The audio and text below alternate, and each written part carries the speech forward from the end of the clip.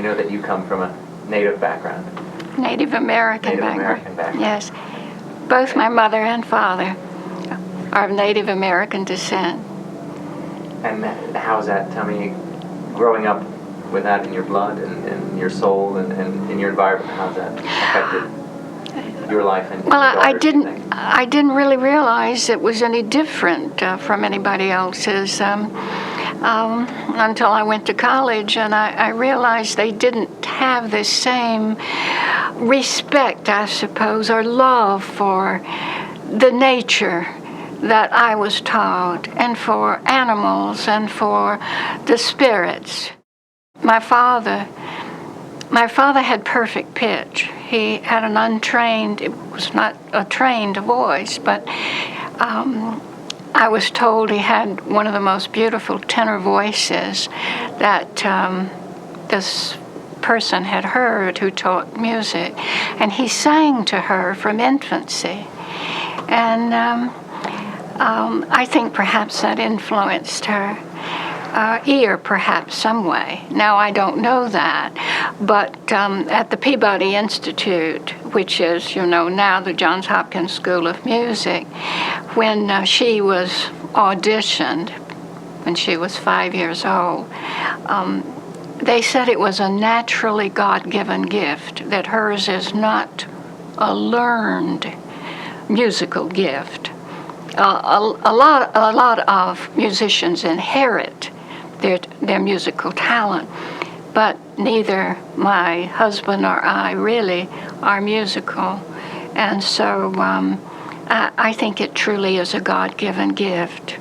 And she heard the right sounds, they said, in infancy, that perhaps made her ear keenly aware of the music. It's just a thought. I don't know. And did you and your husband make a conscious choice to sort of share the spirituality of your heritage, or was it just a natural? No, it was just natural. I never thought very much about it. It's just part of my background, my life, my love of the things of nature and the creatures, and we were taught that. And what do you feel? How do you feel when you hear and see your daughter sing and perform? I've always been moved by her music and her wisdom and the joy she gives to me and has always given to me when she plays. And she enjoys sharing it with others. And of course, I truly think it is God-given. And a lot of people have said that to me, and that how it has helped them, especially young people. We get such truly moving letters, my husband and I. And then the young people at the concerts will come up and say, I was in a really bad place, and her music saved my life. Or someone will say, I was thinking of committing suicide, and a friend said, you should listen to this record by Tori Amos. And they listened, and out of that, they were led to change their values and their way of life. And so, I'm deeply humbled by it, and deeply grateful that I could share in this, and that she has just meant so much to my husband and me in our lives. I just wish we could see more of her and her husband and granddaughter now. But that's the way life is. Yes, we treasure every moment. Well, before she ever even went to school, we spent so much time at home, she and I, playing. And I've always loved music. We've always had so much music in our house. And well, tell me, you had a record collection because you worked. Oh yes, I worked in a record store growing up as a teenager. Oh, you did? Oh yes, I worked in a record store. And she would say, Mother, how do you like those drums? You hear those drums? And here she was at the piano. Or how do you like that brass?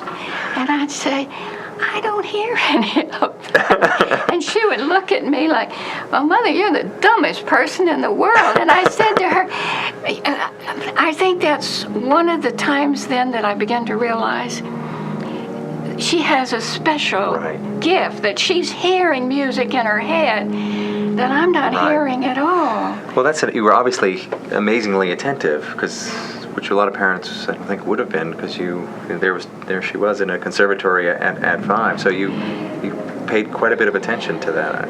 Well, we had a lot of friends who were very skilled in music around us. My husband was serving a large suburban church in Baltimore at the time, and there were a lot of people that were very talented in music in the church, and in fact it was they who encouraged us to have our audition in the Peabody Institute, which is the preparatory part for the conservatory.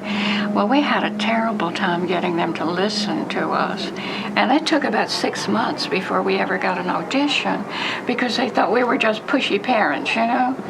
And when we finally went in that day, there was a group of 4 or 5 professors that sat down, and they said to us, well, what are you going to play for us today? Ring Around the Rosie? And I became... We Native Americans have a lot of temper, and, you know, that's what's done us in. It just... I just had to really bite my tongue, because I said, I think you will recognize it. And she played some beautiful classical music, and she always had a marvelous repertoire. You know, everything from Mozart to Nat King Cole. Mom had quite a record collection. Fats Wyler, Billie Holiday. Yes, and I still have some of those. Hundreds of records. Wow. Yeah. And so when Dad would go to church, and Mom this is would Dad go on over the here. Hello, Reverend. Dad. How are you? Laura, nice to see Good you. to see you. Daddy, I met Lauren, we said it was 1992, at the Town Hall concert in New York. Oh, And then I And drove with you and your daughter to her when you gave her Wedding away. down that's at the- right. Wonderful. Wonderful.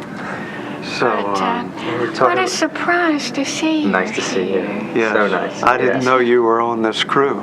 I'm on it today. We're doing this Yes. DVD for Tori in Well, that's marvelous. Where do you work out of? What place? Los Angeles. Los Angeles. Well, now, Los usually Angeles. our weather's better in Florida than it is Yes, right but now. But now it's sunny really southern the Florida. pits now with the storms kicking up out there. You see, it's really Yeah, Mama bad. has her Indian. Yeah. She's part Well, Cherokee. she- We were so- talking Yeah. about that. That's what we were Yes. very deeply talking about. She had this made for me by Oh, the did you? Lakotas. beautiful. We treasure Noticed the it right buffalo, away. Right. you know. And the white All buffalo, of us. You know, we used to have Right. buffalo here in the Smokies. Didn't know that. Not Yes, so long. and they were hunted and killed. In fact, there's Well, we're having The Buffalo Ted Creek. Turner's revising. he is Buffalo, doing a he's- marvelous The white job buffalo also, trying. right? Well, I think to- so. Yeah. He's to, going into the Buffalo marketing. Oh well, I don't Well, like it's- that part of it. but, Hamburgers. It's really tragic what happened to the bison out west. Yes, it is. You know. Well, yeah. But that's the way. And the West. And Yes, it's really. So. thank you so much. Oh, it Great. was my pleasure. That was great. My pleasure. Glad we got you. I didn't know Thank you were going to all. be here. That was. And please edit it and don't make me sound crazy. Well, I don't promise anyway. You're going to sound great. You look great. You look fabulous. Oh, aren't you kind? Well, she does look Right? for 39. Oh, you all. Oh, Ed, I was 19. I'm still Jailbait, still a Ed. teenager. Yeah. But it We'll was. see, honey. It was. There were a lot of married veterans coming through. And- Every veteran was looking for a little wife. That's the way it And I met this yeah, Navy sure. boy, And and that's the story. That's the part of it. 1/3. One third. Yeah, I got the other two. So thank Favor you this one, all but- now. Yeah, we better See you later. See you later. I don't know what I did with my water. See you later. Somewhere I lost my water. Mother, Here it is. we can get you a Okay. new water. I think we can spring that. Okay, bye-bye. See you soon. Take care.